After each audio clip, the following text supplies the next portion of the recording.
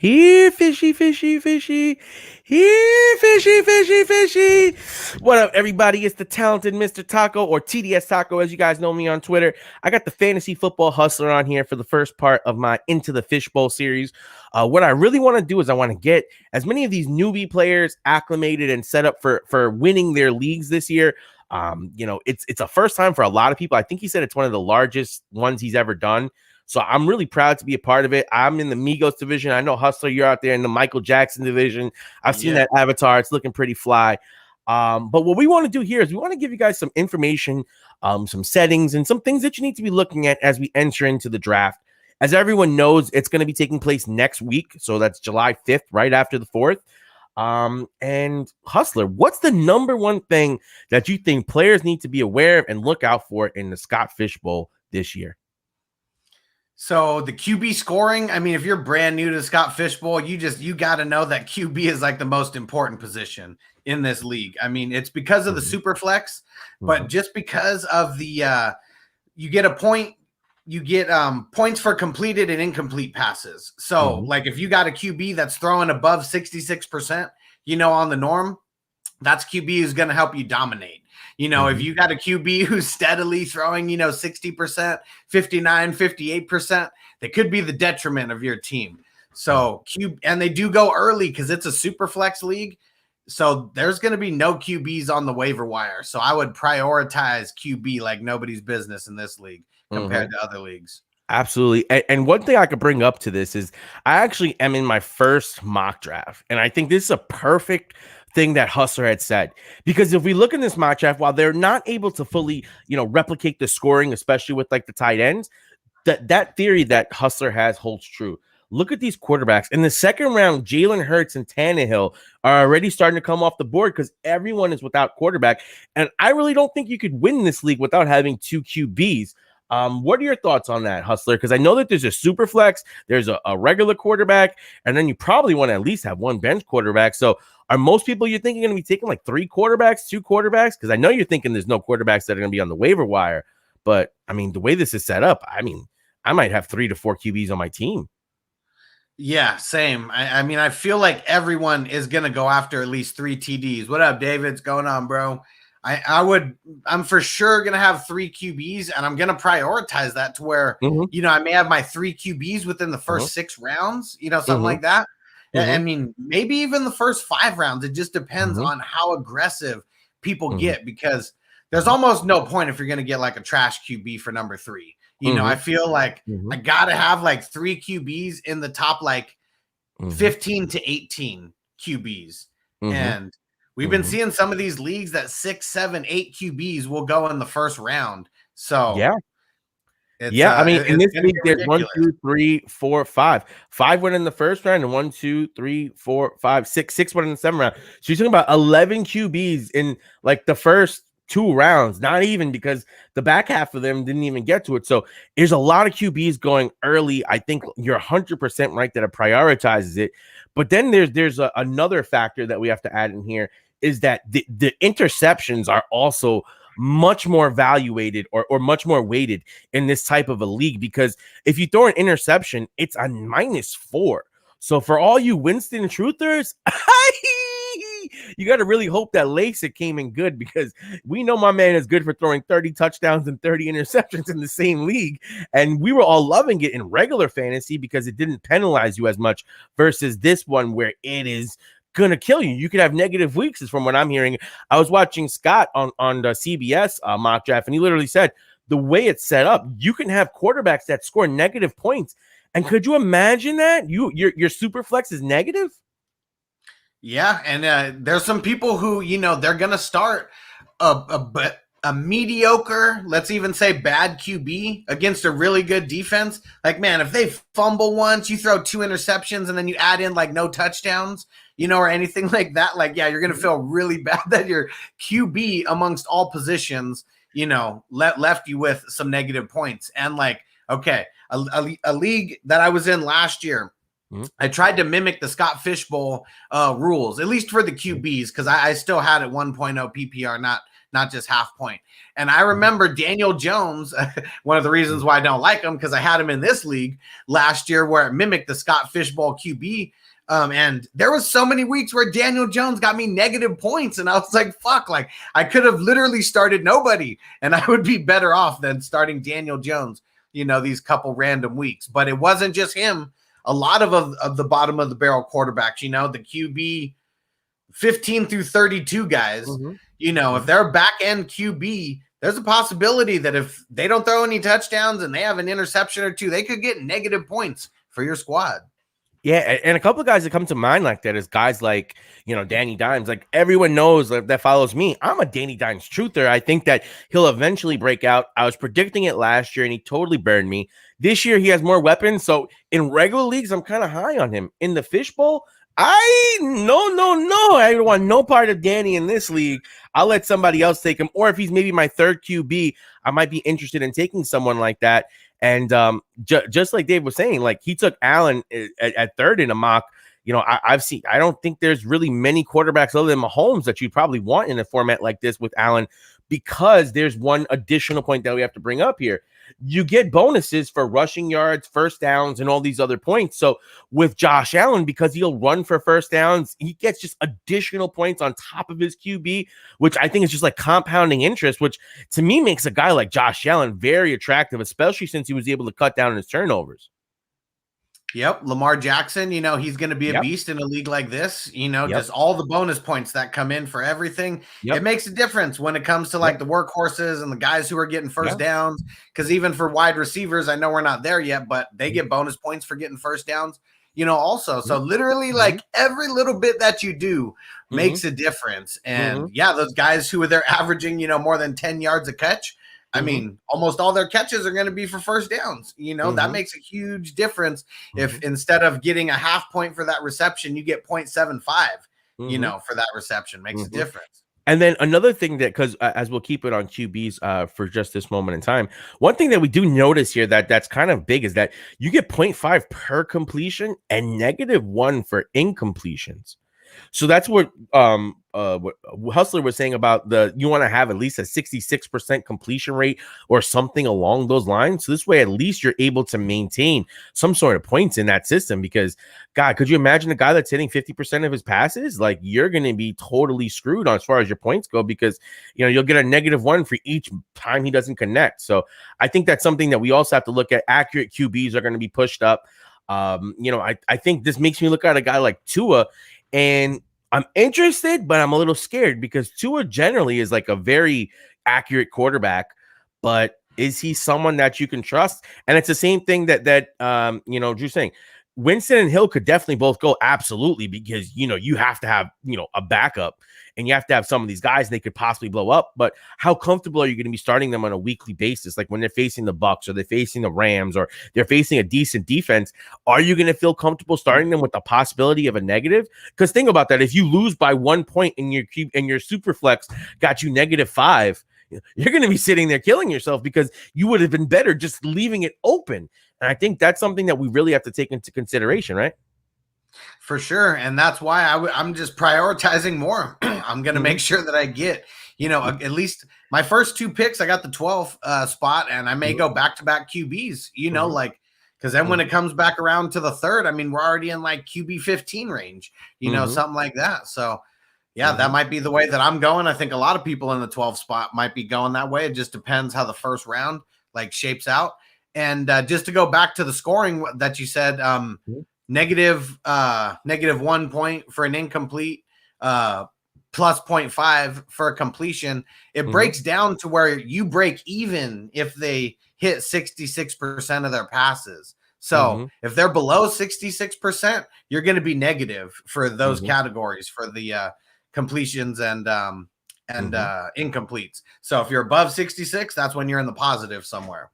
And then I think to a good point here, Drew says, I'd be surprised if Kelsey's not the first QB taken. And I agree with that because of the way the settings are set, which brings us to our second most important position, or your first, depending on the way you're looking at it.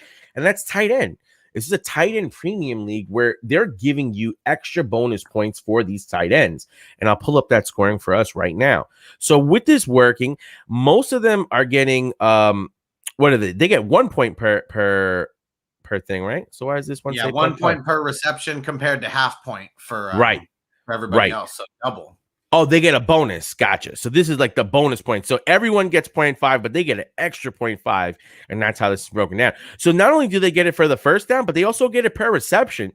So you get 1 point per reception for a tight end, 1 point for a first down for a tight end. And then they have all the normal scoring for yards and everything like that. So that definitely has pushed up guys like Travis Kelce, Kittle, Pitts, Andrews, who else? Who's the number 3? Waller. You know, all these guys have moved up into the top couple of rounds where you're seeing some of these primetime running backs and wide receivers fall. I think wide receiver is probably the least important position because of the way the tight end and the QB has been evaluated. I mean, what are your thoughts on that? Yeah, I would say it's kind of a toss-up between the wide receivers and the running backs, but I feel like just because wide receiver is a little bit deeper, like, yeah, you're going to see a lot of people waiting on wide receivers. I feel like some of those top wide receivers, they're probably not even going to go in the first round. You know, yeah, maybe a couple guys will go in the second, but I bet this is a league where in the 5th, 6th, and 7th round, you're going to be coming through with some really solid like wide receiver options. Absolutely. And if I could bring it to this little mock that I'm doing, which obviously it's just a mock. So as we get into the real leagues, it's going to be different. But the first wide receiver that came off the board was in the second round, and it was Tyreek Hill. And the third receiver or the second receiver was Adams. Third was Diggs. So you're talking about the top 3 receivers didn't go till the middle, to the end of the second round, beginning of the third round really is where they start kicking in. And then later on in the fourth round is where they really start picking up because most people want to try to get those running backs and wide receivers. I mean, running backs, tight ends, and quarterbacks early because those are the positions that dry up fast, like tight end. And if you don't have one of the top 5 tight ends, I feel like it's almost like a crapshoot, and it's not going to be worth the draft capital that you're going to spend, anywhere in the top 3 picks, Yeah, I feel like you got to get a tight end early, like within your top 3 rounds. Like you got to lock one of those guys in. Hopefully you guys are in a league that the tight ends don't go all in the first round. Cause I mean, it could just dependent on, all 3 of the, Kelce, Waller, Kittle. I mean, all those guys are deserving of a first round draft capital. So we'll see. I've seen a lot of different mocks and I've seen, a lot of tight ends dropping to 3-1, who's not named Travis Kelce, but it just depends on, your division. And we don't even know how anybody's going to draft. So, because this is going to be different than any draft anybody's ever done. Yeah. So who the hell knows how it's all going to shape out. And then the beautiful part about it is that not only is this a different draft than anything you've ever done, each league in itself is going to have its own dynamics based on the way those people go, because you could have someone that bucks the trend. Not everyone's going to take Kelce with their first pick, or not everyone's going to be like you at the 12th pick who's thinking, I want to go back-to-back quarterback because I know I can get these players later on. Some people might be sitting there like, damn, Derrick Henry, I can't pass on him because he's been such a consistent guy. Or you might look at, the Alvin, I mean, not the Alvin Kamara's, but like the Kyler Murrays and the Dak Prescotts, and you might be like, well, I need a quarterback. Or you might just say, fuck it, Pitts all day, baby. I don't want to miss out. I already missed the first 3. Because what happened? Like, let's just say you're in that situation, right? And you've seen Kelce, Waller, and Kittle all go off the board, and you're sitting there at 12, and then you're like, fuck, the top 3 tight ends are gone. Do you still think you'd stick to something like a QB, or is that point where you start being like, damn, that tight end depth is something that I really need to look out for? Because I feel like that's going to be the trickiest thing for most players, is balancing out when you get your tight end and when you get your quarterbacks. I mean, if somehow Kelce makes it, to the turn, I'm taking him. I don't think he is. Like, he's going to go, top before 5. That. But if by somehow, it happens, I'm taking him there. But I think outside of that, I wouldn't take anyone else with those top 2 picks. I think I would just force the issue with the quarterback and then just hope that one of the next 2 guys, falls to the 301. Because we got the 3rd round reversal. So that means whoever's at the 12 spot, they got the last pick in the first round, but then you got the first pick in the second round, first pick in the 3rd round. So it makes a difference because usually it's that number 1 spot. They got the 3 top picks, in the top 25 picks. Now it's the number 12 spot that has 3 picks in the top 25 picks. And I think that's such an interesting dynamic to the league. And I have to say, it's awesome that you got the 12th pick because you're really in prime position where, like you said, even if you do take those primetime quarterbacks, you're going to get primetime real estate on the way back because of that reversal. And that really puts those early picks at a disadvantage where you really have to be strategic with your first 2 picks, knowing that that gap between your second and third pick is way larger than it normally is. Yep. And even if you have the first pick, you're probably going Patrick Mahomes, but you got to wait all the way until the 24th pick, to get your next pick. And then you got to wait all the way to the 36th pick to get your third pick. So, and then you get the first pick in the 4th round. But yeah, it's definitely a lot different than these normal snake drafts that most people are used to, where if you got the first pick, you're usually winning your league because you're going to have 3 ballers, on your team. And yeah, now you got to be more strategic, like you said. Absolutely. Now you got to wait for that third pick. It makes a difference. That second pick is super, super important.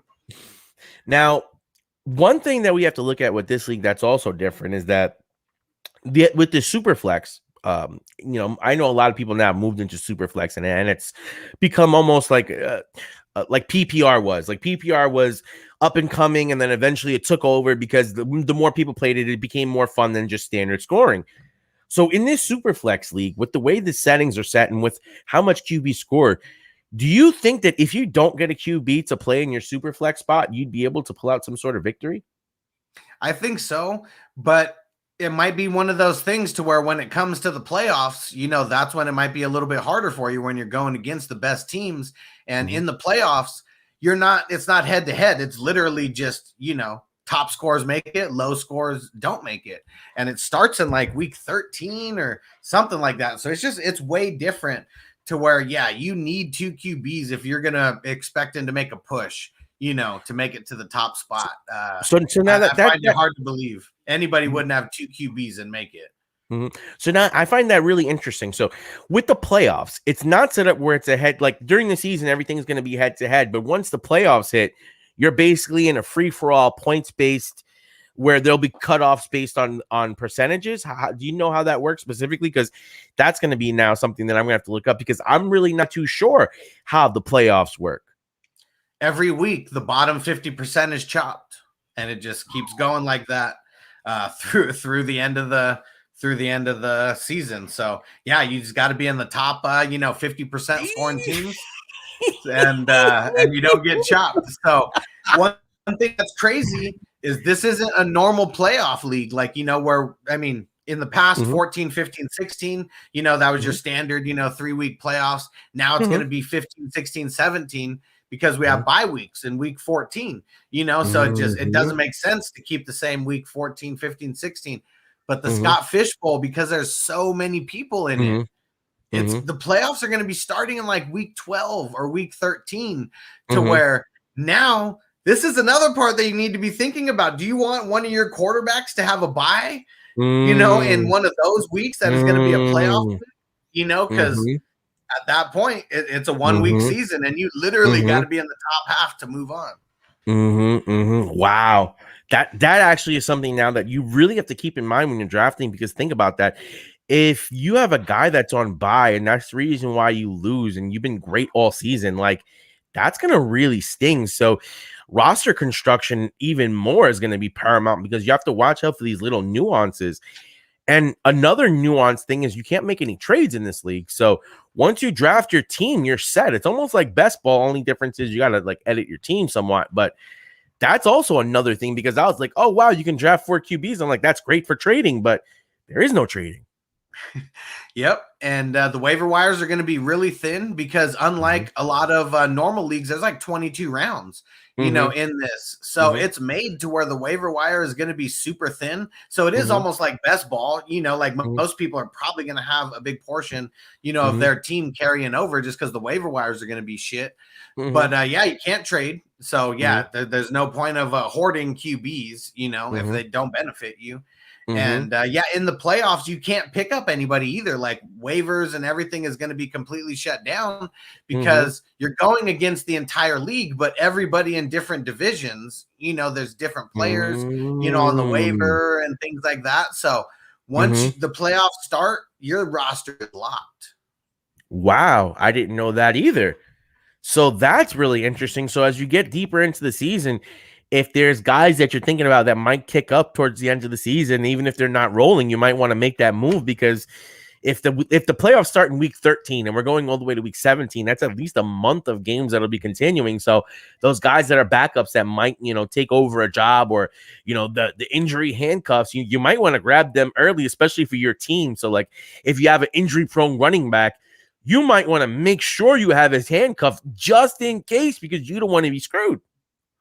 This is one of those leagues where you better draft your handcuff and, prioritize it, because someone else is going to draft that handcuff. Like, it's for sure going to happen where, the Tony Pollards of the world, the Alexander Madisons of the world, like those guys are going to get drafted in a league like this with 22 rounds.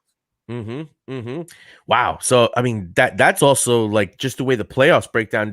That's news to me, because when I look in the settings, as we just saw here, there's no breakdown of how that works here. So I really wasn't quite aware of the way that breaks down.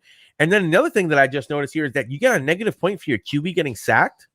Like, that's interesting too. Like, a guy like Derek Carr, like, I don't know how well his offensive line is going to hold up. While he is a very accurate QB, doesn't throw that many interceptions, those sacks could end up hurting him, because he does take a lot of sacks, or I think he could take a lot of sacks this year with the decrease in his offensive line play.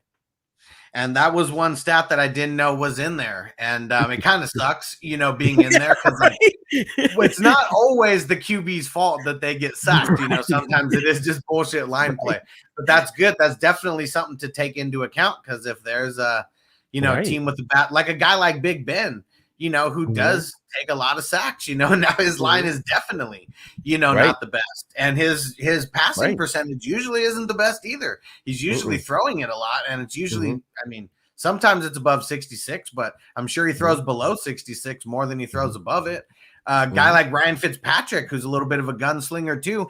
I mean, I know that he's like, someone who late round quarterback, who everyone's going for as far as like being a sleeper, but he does throw some interceptions, like he doesn't always have the best, completion percentage. So those guys are definitely more matchup plays, even though someone's going to draft them, still a matchup play.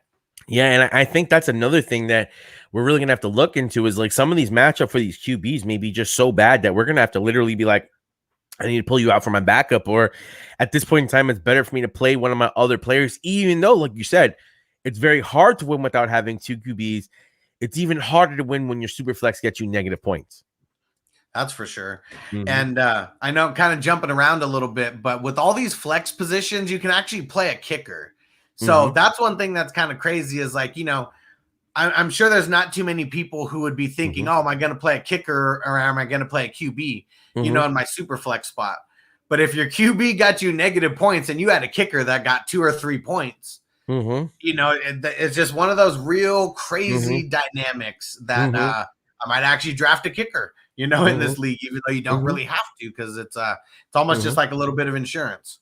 And I think that Linda, as we all know, she's like a huge kicker fan. She's always posting about kickers, and she had posted something where it's like Young Wei Koo was scoring equal to like a running back or what on a per week basis, because he was getting like 11 points. And I'm sitting there like, guys like this are valuable at the end of your league, just because you want to avoid negative points as much as possible. But the kickers also have crazy scoring as well, because you can get negative points for kickers as well.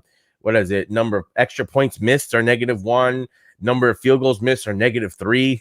Like, you know what I mean? Like, every position, has an opportunity to get negative points in some manner, other than, I feel like, wide receivers and running backs and tight ends. Yeah, I mean, only way that some of those guys are going to get is, you get like a fumble or something like that, and then you leave with an injury or whatever, you get benched. Like, that's probably the only way those guys would come negative. But yeah, it seems like quarterbacks, kickers, and actually that's probably it. Quarterbacks and kickers, those are the ones that they can go negative just as easy as they could go positive. Now, one thing I haven't noticed is do you select team defenses in this league? I don't believe so. Right? No team defenses. So that's good, at least. You don't have to really worry about the defenses. It's all offensive in here. But yeah, it's going to be really interesting. I think a lot of these rookie running backs and these second string running backs are going to be rostered once you get into those 17 through like 22 ranges, because like you said, the waiver wire is going to be really thin, and you need to be able to, handle any kind of adversity once, the playoffs start. So if you're thinking like us, we're anticipating on being in the finals or at least in the very least playoffs. So what that means is that you have to build your team anticipating, well, hey, if I'm in the playoffs, I'm going to need someone that could possibly fill in if someone's hurt. Who are the possible running backs that I like that aren't going to maybe show up for the first 10 weeks, but for those final 7 could be guys that help carry you over the threshold. And you can't mess up and draft like a backup running back that's going to be on bye in week 13 or 14, because that just might end up screwing you all together. So more than ever, the bye weeks make such a huge difference, because bye weeks are happening in the playoffs in this league. And I gotta see when it actually starts, because that's what's going to make a difference. But I'm avoiding anybody who has a bye week. I mean, I'm going to do my best. I know maybe not 100%, but I'm definitely not going to take a quarterback that has one of those bye weeks, and I'm not going to take one of my top running backs or wide receivers or tight end, really going to avoid that altogether. Absolutely. Now, I think as we get to the conclusion of like the settings and the players and the things that people need to know, what to you is like the number one thing that you look for in these later round players to help you out? Because I know some of them, like we said, they're not going to have opportunity early. So are you looking for competition where it's like, hey, this guy might be able to win the job, kind of like what's going on in Denver, where you have a Melvin Gordon and you have the rookie that just came in, and it's just like Javonte. So it's like, hey, I might get one of those 2 guys because God forbid something happens. Or are you looking at getting more like injury handcuffs, or are you thinking just going handcuff style where you're like, I'd rather get both of those guys there just in case I have the running back for the Rams, or I have the running back for the Broncos, or which is the way you're really looking at approaching those later rounds? Well, my mission is shooting for the moon with all these later rounds. Like, I'm not trying to play it conservative. Like, I'm really going upside with these guys, and some of them may bust, but I would rather have that than just someone mediocre that's really like not going to help you, get to the promised land. Cause like we're talking about 2,000 teams, being in this league. Like, there is going to be a grip of good teams, in there. And you're either first or you're last, like, let's talk about Ricky Bobby, like, you're either first or you're last. Like, nobody is going to remember you getting like 15th place, in this league, or making it to like, all to the second to the last round, like, people are going to remember everybody's there who's on the last day, whether you win or lose, everybody who's there that last week is going to be remembered. And you're not going to get there by going super conservative in those later rounds. No, but I think it'd be like, for me personally, I'm thinking more of like a hodgepodge, a little mix. I got to see how the early rounds go. Like, if I have a somewhat risky running back, like let's just say I'm later rounds, I'm picking up Jets running backs. I might take 2 of those Jets running backs that I think might get the job, just so at the very least, I'll have one of those positions, especially if you're talking like how we're talking, where QBs and tight ends are going to go early. That means my running back and wide receiver is going to be a little bit weaker. And more than likely, with how deep wide receiver is, I'm probably going to end up going with running backs over wide receivers, just because we know running backs dry up fast. And, you have to start 3 wide receivers. But in my mind's eye, I feel like it's so much easier to get wide receivers later on. And even if it's 22 rounds, I feel like they'll still be quality wide receivers, or guys, in the later rounds like Mooney, who last year probably went deeper because, I mean, you think about all the questions in Chicago, who was pretty valuable for the most part. Yeah. And I feel like running back is probably going to be one of the weaker positions on my team also.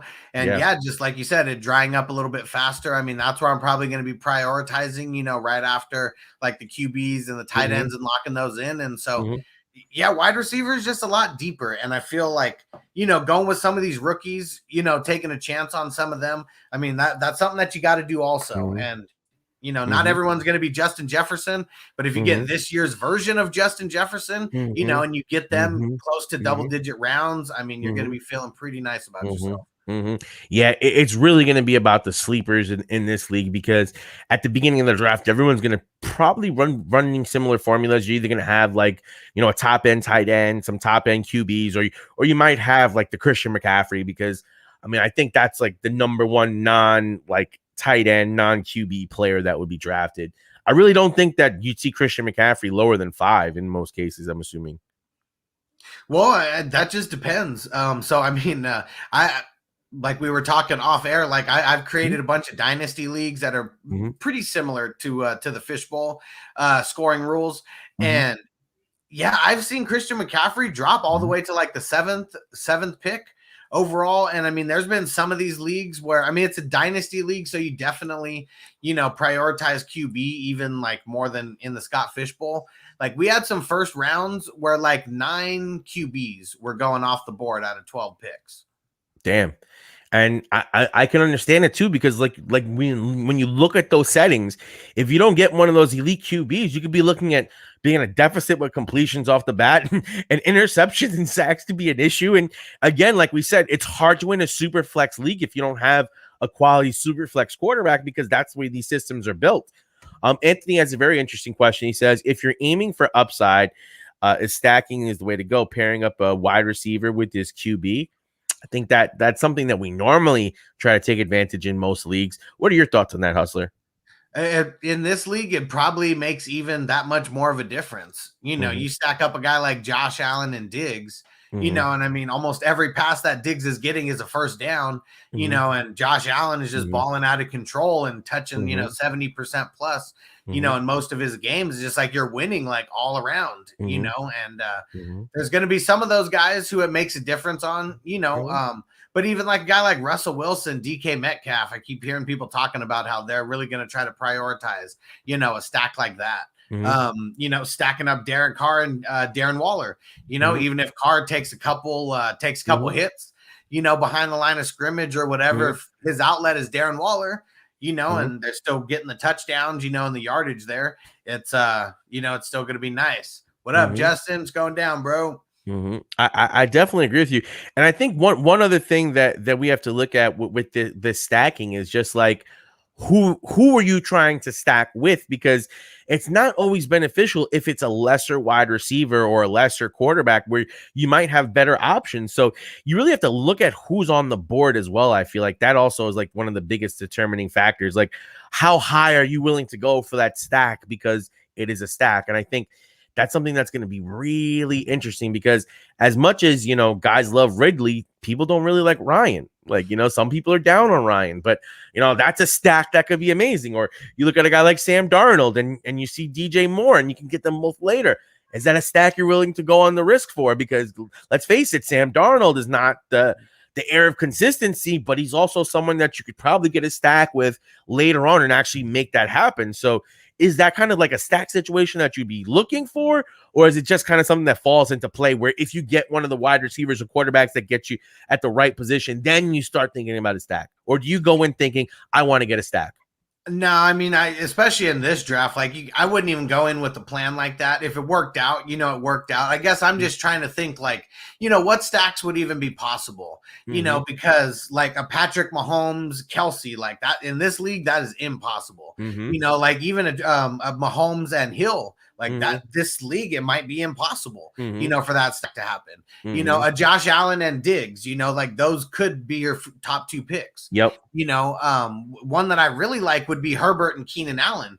Herbert's probably going to be going in the first, but Keenan Allen, I mean, depending on what you have, I mean, you could for sure get him in the third, probably even the fourth. Where'd Keenan Allen go in this draft? So in this one, Keenan Allen went in the 5th and Herbert went in the 2nd. So like, if you look at it right here, when you have Allen Robinson and Thomas, that's where I feel like this is the perfect opportunity where, okay, now if I want to build a stack and I'm looking at Keenan Allen, Thomas, and Robinson, I would prefer to have a stack here and then take one of the other 2 that I really believe in, because like you said, you get that kind of double dipping action. But I think that's like a perfect example, like you said, a Herbert and an Allen.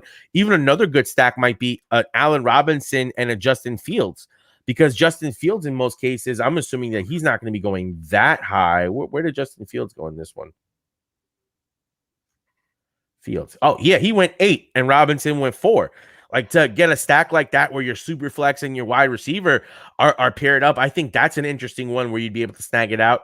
And maybe like Stafford and one of his other guys, like maybe Woods or Cup could be another interesting possible play as well.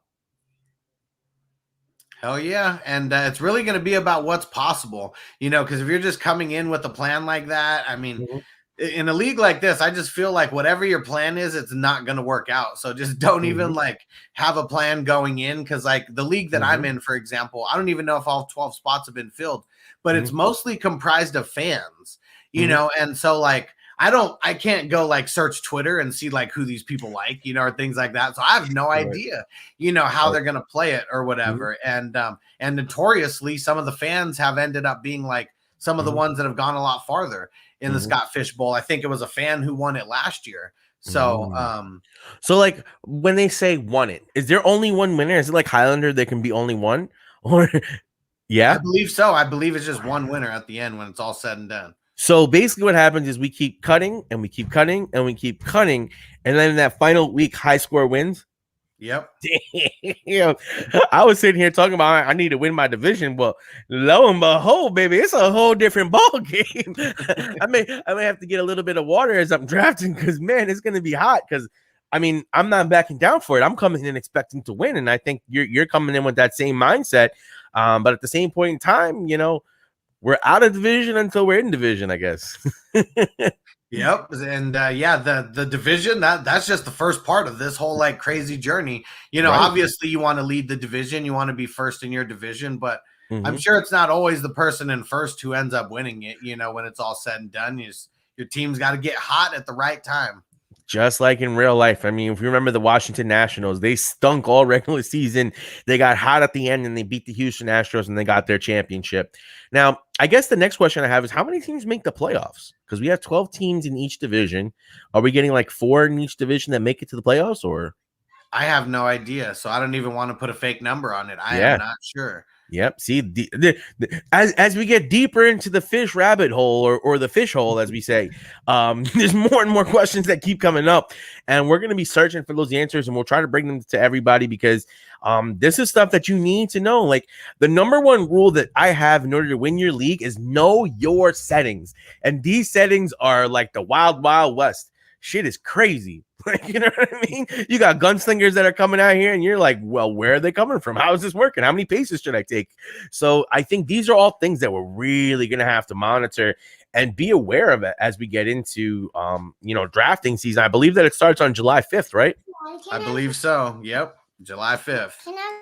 Yeah, me too. I'm just trying to get through that draft as well. It's going to be really interesting. And I think the beautiful part about it is because it's a slow draft, we can evaluate as we go on. So as we see the initial pickups and the initial players that we get, we can adjust and we can go back and we can strategize with other people of our draft position and come to like, things like this where, maybe we can have discussions with people, because for me, as much as I want to win, I also want to help as many people be as good as possible, because at the end of the day, this is a charity league, and the more people that do good and the more people that talk about it, the more it's going to expand and more people are going to get involved and it's going to go to great causes. So I don't mind being the sacrificial lamb sometimes, but just know this lamb bites back.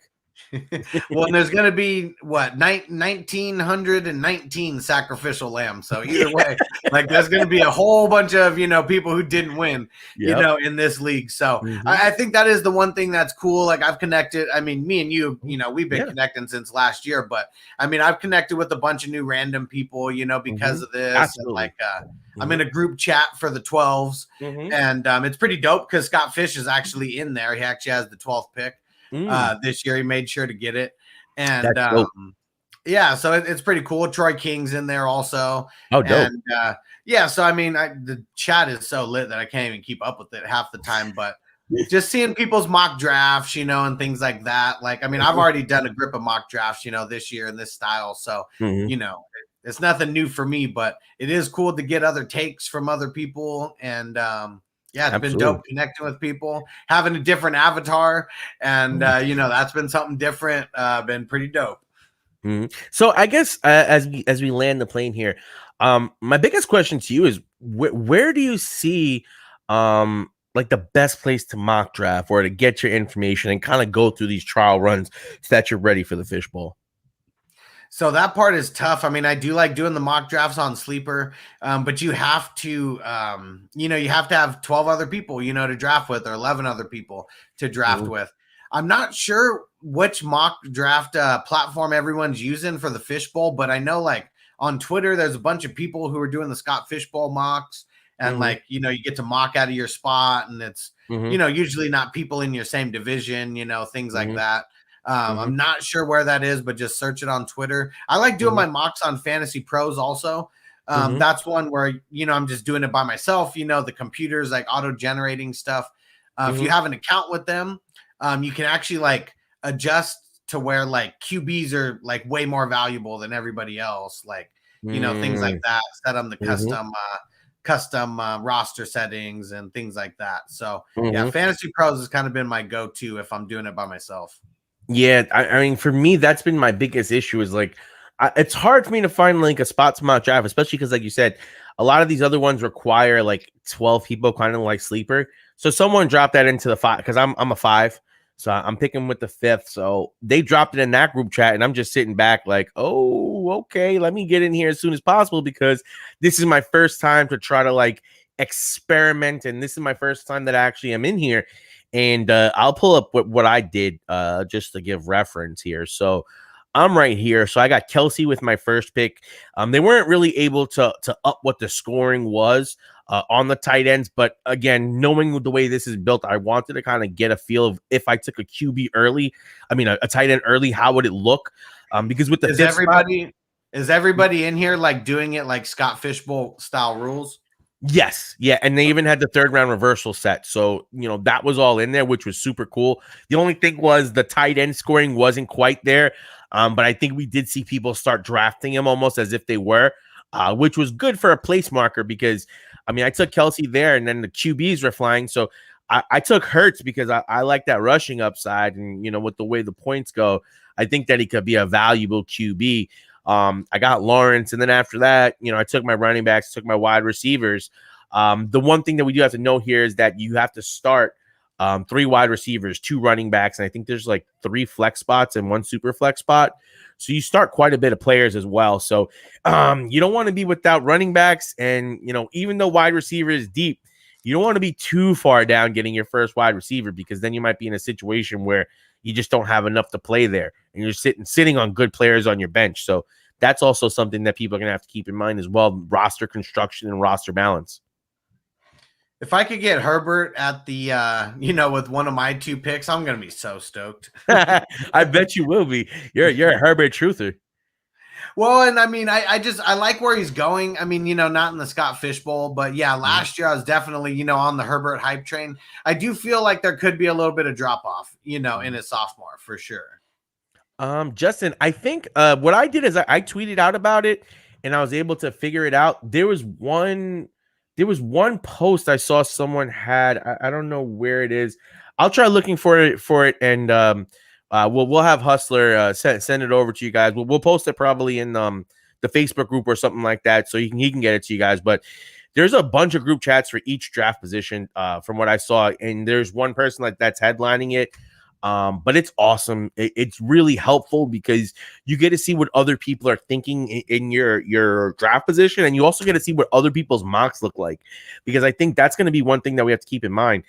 The variable here is going to be the people that are drafting, because computers can simulate all they want, but different people value different things, and some people know the rules, other people don't, and that's going to really affect the way this draft hole shakes out. So I actually sometimes like seeing what other people mock more than me mocking, just so I can start getting the wheels turning of like, okay, I'm seeing a lot of people liking QBs earlier, liking tight ends earlier, but this guy, every time I see him, is going high, so he's a guy that I want to look out for.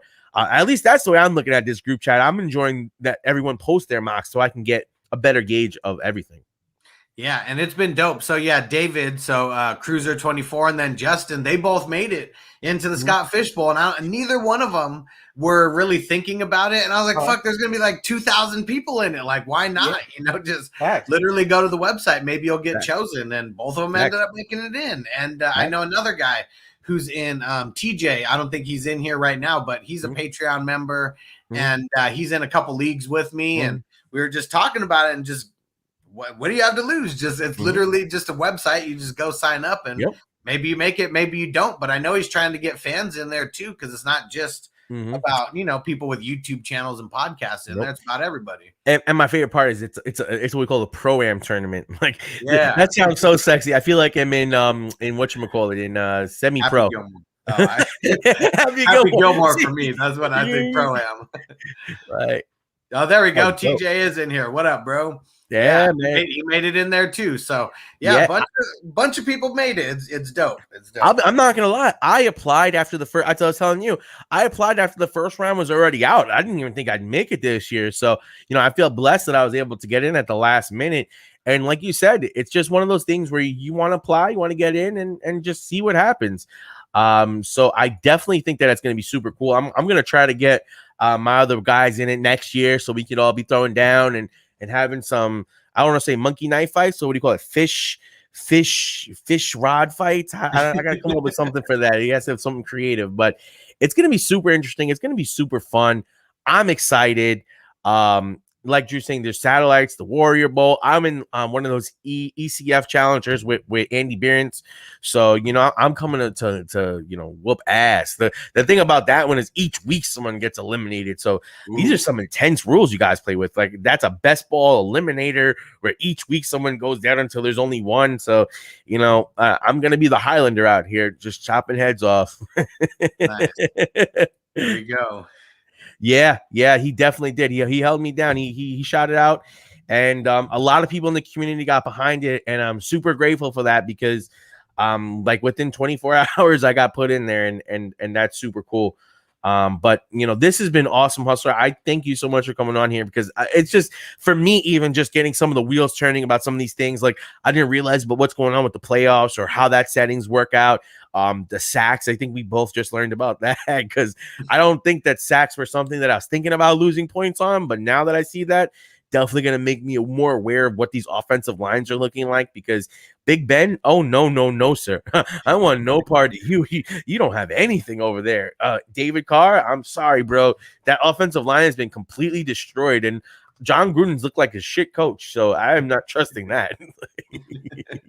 Yeah, Derek Carr is not one of those guys who I'm going to be going after. That's why I'm really trying to get my top 3 QBs out of those top 15, 16. You start getting down into the 20s, you're just not going to like who you're picking.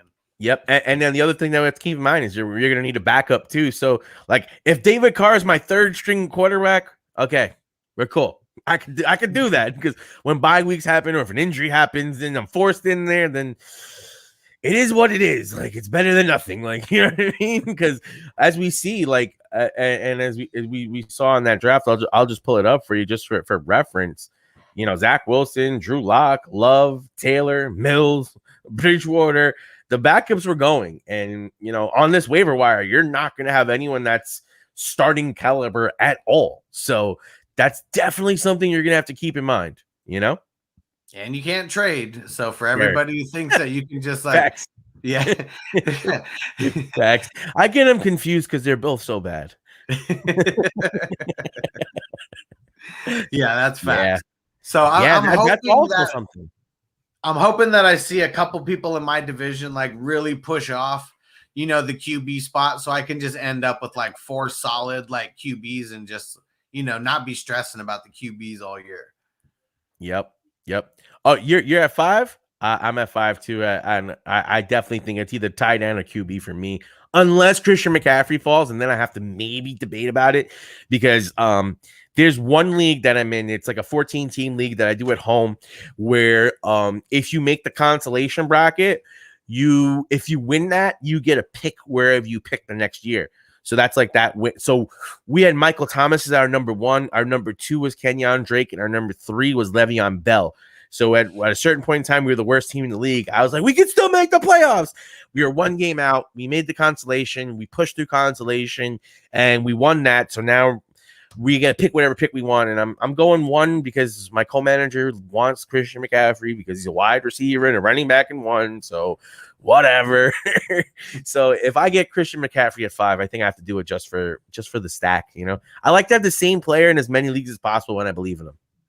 Oh yeah, for sure. Yeah. I mean, Until like that last year, I somehow ended up with Christian McCaffrey on 2 teams last year in preseason. I was super stoked about it, and then it wasn't the year to have Christian McCaffrey. Last year I had first pick in 2 leagues, right? In my league and in that league, I had Saquon in 1 and Christian McCaffrey in the other. I was like, well, I took Saquon. Let me take CMC just to be in case and someone gets hurt. They both got hurt, and somehow in both those leagues where I lost my number 1 pick, I made the finals. I don't know. I pushed those magical buttons. Everyone was looking at me sideways when I was rocking Myles Gaskin. Like I had Myles Gaskin early because I lost players early. So like when I started him week 15 versus the Raiders or week 16 versus the Raiders, everyone's like, what? And he fucking went off. Oh, he went off. That big run at the end was like 85 yards. I was sitting there like, damn, I really need some more points. And all of a sudden he just goes off. I'm like, thank you, Jesus. I just joined a batshit crazy league. That's a kitchen sink. What's a kitchen sink league? That's interesting because I know there's the vampire leagues that Hustler got me into now. Like I told Hustler, I'm gonna have to get into a vamp league just because I want to take the waiver wire and whoop everyone's ass with the waiver wire. So Hustler, we got to set that up. Like I said, I want to be the vamp. I'm coming to take everyone's players. Hide your picks, son.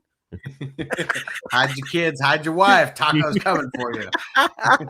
Yo quiero. All right. On that note, if you guys have any questions, as always, you could drop them in the comments. We'll get you your answers.